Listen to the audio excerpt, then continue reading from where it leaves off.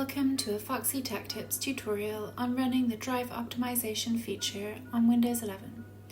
If you find this tutorial helpful, please consider subscribing to my channel and liking the video. From the Windows 11 desktop, go to the search bar at the bottom, search for Settings and then open them.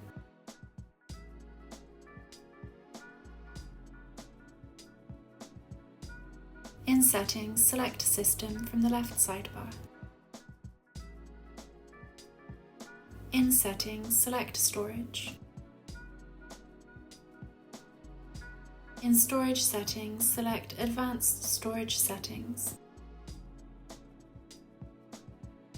In the drop-down menu, select Drive Optimization.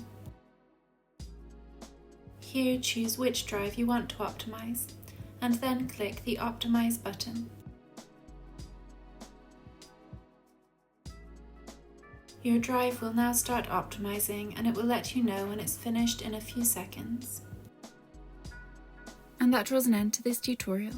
Please like the video if you found it helpful and subscribe to Foxy Tech Tips for more Windows 11 tips and tricks.